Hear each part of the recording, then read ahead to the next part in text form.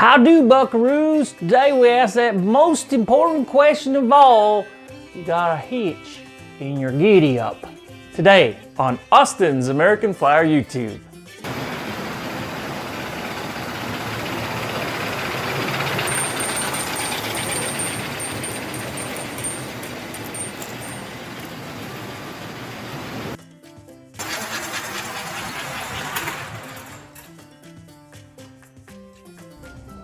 One of the things that I really appreciate about this scale and how Flyer made their trains is your track can be kind of rough and it doesn't matter.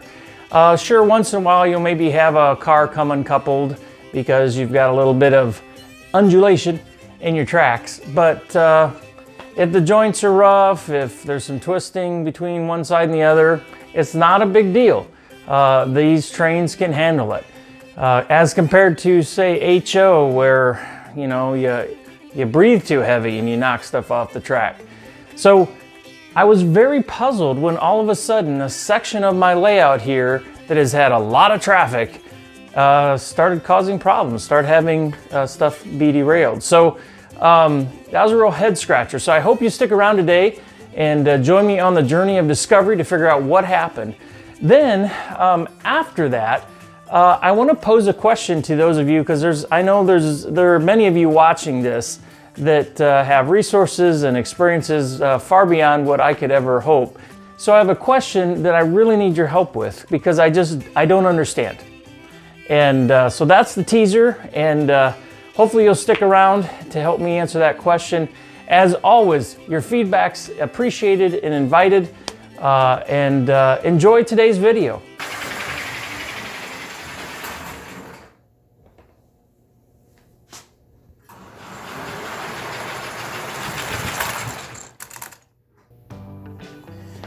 So this engine that I just got up and running for the first time since I've owned it has additional shoe pickups on the tender.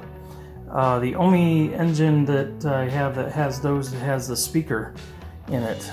This, however, does not have a speaker. It's just supplemental pickups, and it's running really good with one exception.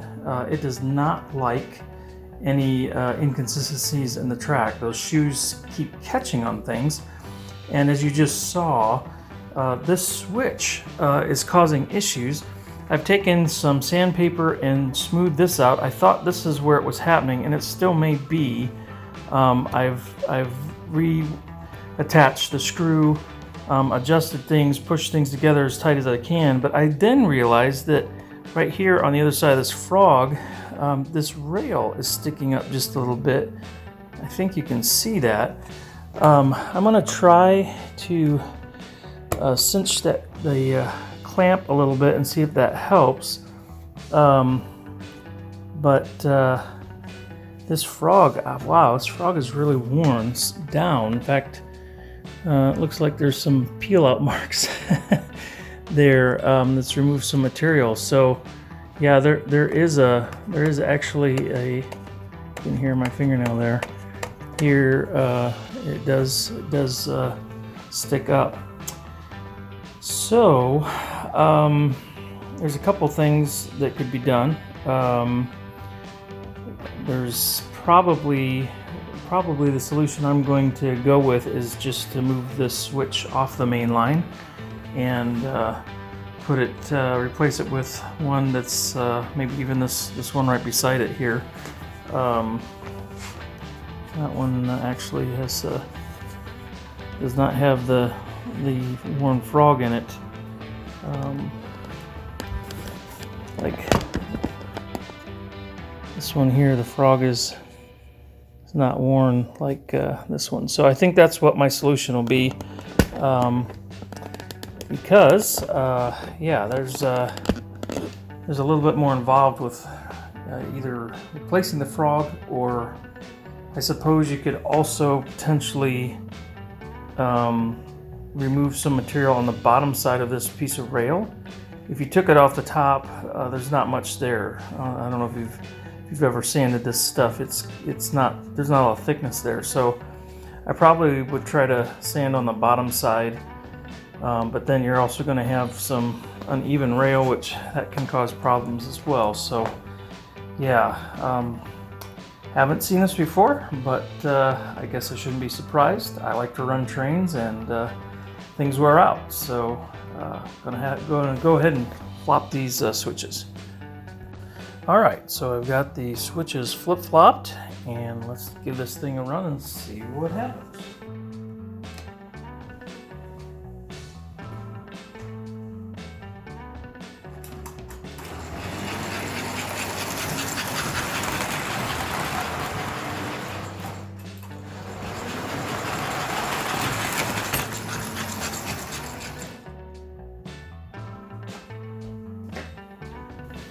Okay, so we've got good movement one direction, but problems going the other.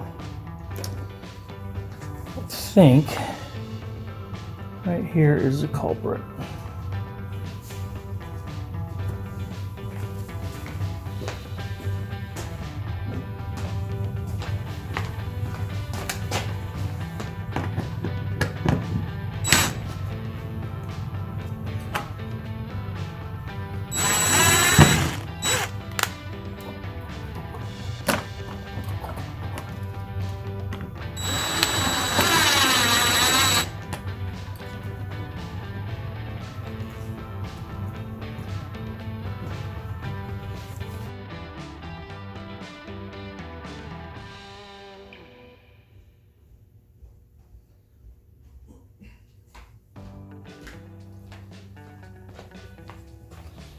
This is a really terrible idea. I don't know what else to try though.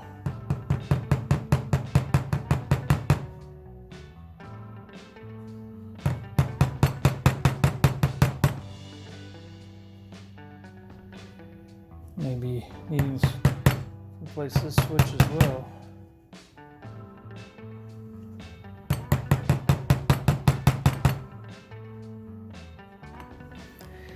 Just got a nice little lip right there on the end of the rail.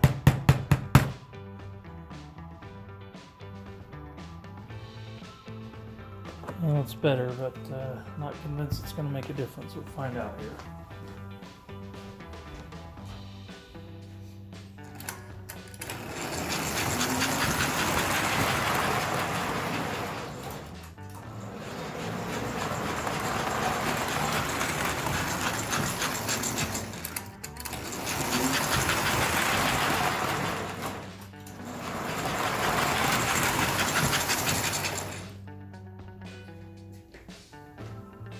Well, I don't mind being wrong. Looks like it was.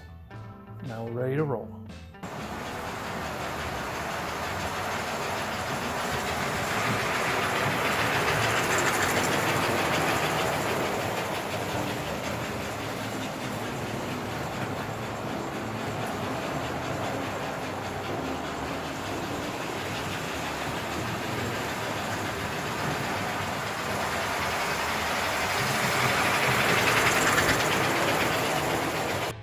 So the question I don't get is, why does this 293 have those additional pickups on the truck?